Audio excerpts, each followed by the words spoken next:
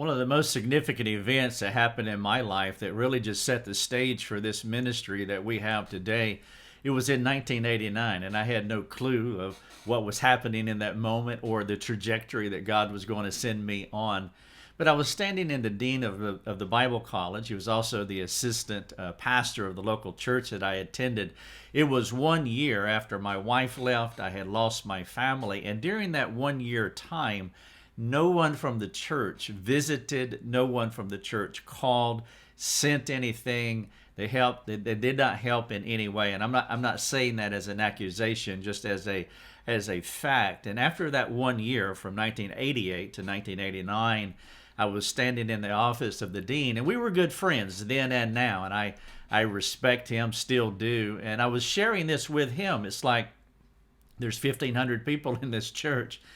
There's 30 deacons, and it's like, where's the help? I don't know what I'm doing. I am dying. I mean, spiritually. I was kind of dying physically as well. I was struggling. I had lost a lot of weight. It was just a hard time. So anyway, I was sharing that with him, and he said something to me that really was just, it was transformative. He said, "Rick, you did not break your arm." And I really respected what he said. And why I respected it is because he was telling the truth. He was being honest. He was not trying to hide behind anything, not trying to divert the real problem. I mean, the big elephant in the room is that the church not only was not helping, but then based on what he was saying, they did not know to help. Now, in that moment, my response to him is actually I lied to him, but I didn't think it was a lie at the time.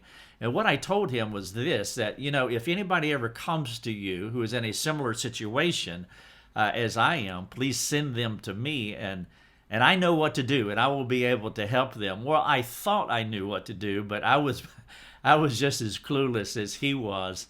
I didn't have any idea how to help myself. They didn't have any idea how to help. But what that did is it sent me on a path of trying to figure out how to walk through this incredible adversity that was now in my life. And I made a lot of mistakes. I did so many things wrong, and it was just a very difficult ordeal. Well, through that whole process, now we go from there, 1989, to 1997. We end up in a church. It's the church that we attend today, North Hills Church.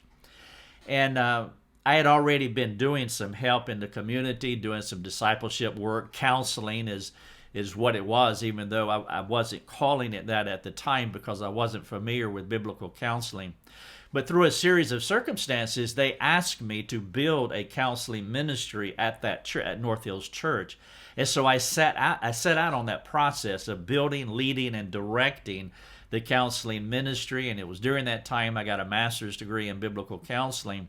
And for the next 5.5 years, that's what I did. And so it really established me in the counseling world. Well, then in '03, we went and we planted a church, and we served in this church for 5 years. I was an associate pastor for a lot of that time. And so through that, building a counseling ministry, leading it, developing counselors while counseling individuals and families, and then pastoring, it gave me some good vignettes of ministry and church life and doing life and helping people in different contexts. But none of that felt right.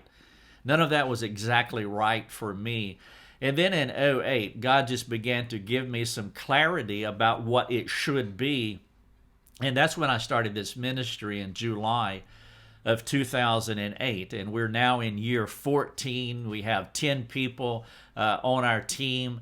It's just a fabulous thing. And I've been in the absolute perfect spot of just living my life and doing the very thing that God has called me to do. As I've told Lucia many times, that, when you find that sweet spot, I mean, you can truly die happy. And I've never been more content my entire life doing exactly what I do now. And God has just been blessing in wonderful ways. And in an ironic way, in a way that I did not anticipate, it was talking to the dean of our Bible college, the associate pastor of this very large church, who said, "Rick, you did not break your arm." And that was 1989. And that set me on a course because I was desperate then. I was desperate to figure out how to how to live this life in God's world with so much suffering that's going on. And that desperation has never left, but it has changed to where now I'm desperate I just want to help other people. And that's been my passion for all of these decades. Because as I told him, even though I didn't know what I was doing, tell them to come to me, excuse me, tell them to come to me and I will help them. Well, I couldn't then, but I can now. And I still have that same desperation to want to help souls, whether it's families or couples, individuals, whatever, and also for local churches, because there are many churches in a similar place where they have broken people that are a part of their assembly, and they don't know what to do for them because they're outliers like what I was in this local church. And so that is my passion. That same desperation still exists, but not so much for me, but for those who are hurting. And thankfully, in God's mercy, He has positioned me, and now there's 10 of us that work together. They're all over the country, but we work together in this ministry, reaching people globally, and thousands of people come to us every week. We have the opportunity to touch thousands of lives around the world, and it is a phenomenal thing. Well, in God's timing and His mercy to this ministry, He sent a business person, a couple to us who loves our ministry. They have been affected by our ministry and they want to help. God has used this work in their lives, and they have a capacity that is way above mine, financially speaking. And they said, hey, we want to help, so this is what we will do.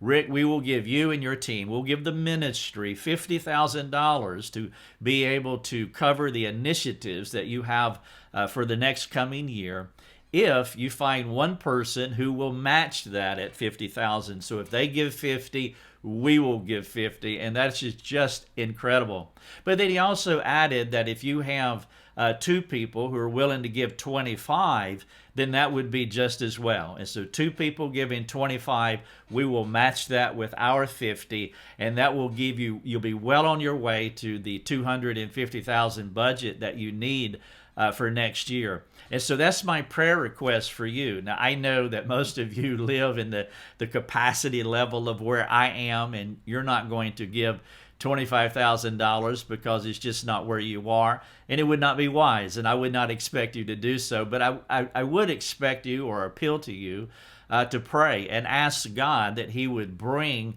an individual by who can give $50,000 to match this couple, or two people who can give 25 to match this couple. And then for the rest of us who live on another capacity level, would you be willing to donate as well? Would you be able to contribute to this ministry one time, or monthly, or annually? God is doing a good work. Many lives are affected, and if you can partner with us financially, that would be a wonderful thing. And so if you can, please pray about it, and also share this with other people. Let them know about our ministry. And if you have any questions where you want to talk to us, please contact us, and it would be a joy to be able to interact with you and answer any questions that you have. And then whatever you can donate, please do that. And of course, pray for this specific matching request. And that would be so awesome that we would be able to even impact more lives who were like this lonely, miserable person in 1989 standing in the associate pastor's office, just desperate for somebody to come alongside him. Thank you so much for watching the video. Please pray. God bless.